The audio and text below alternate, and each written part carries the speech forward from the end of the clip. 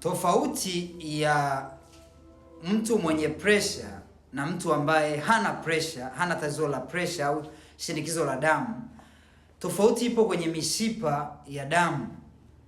Hapa unavyoona, huu ni mshipa wa damu wa kushoto ambao wa mtu mwenye pressure. Mnaona mafuta yaliyoko hapo kwenye huu mshipa wa damu, na huu wa pili hauna mafuta kabisa. Inamaanisha kwamba damu inapita vizuri, damu inazuiliwa. Hii ndio inatengeneza BP. Kutokana na cholesterol mbaya, haya yote yanatokea. Ukiwa kwenye hali hii ya pressure unaiona hapa, kichwa kinauma sana, unachoka sana, ukitembea kidogo namna hii unachoka, lakini mapigo yako ya moyo yanaenda kwa kasi sana.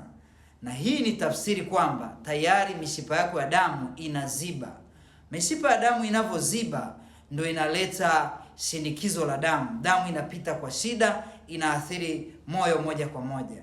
Unapitia hali kama hii, tayari unachoka, ukitembea kidogo, lakini ufanya kazi kidogo unachoka sana. Uko kwenye hali ambayo ukichuchumaa ukainuka namna hii unasikia kizunguzungu.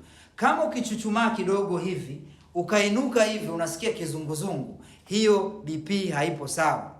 Lakini pia ukiwa umechuchumaa labda chooni, umechuchumaa kabisa, ukisimama namna hii ukasikia kizunguzungu, pale unaposimama ghafla na unasikia kizunguzungu, ujue hiyo ni changamoto ya pressure tayari.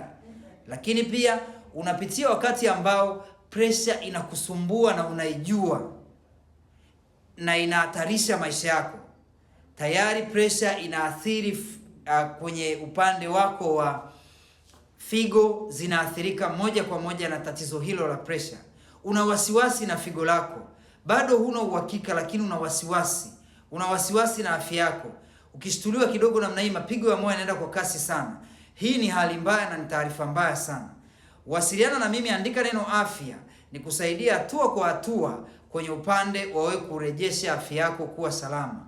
Andika neno afya leo tuweze kuanza moja kwa moja. Kama kuna mwenza wako au ndugu yako anapitia hali kama hii, pia usisite kumpa video hii like na kushare. Endelea kunifollow kwa tip kama hizi zaidi na zaidi.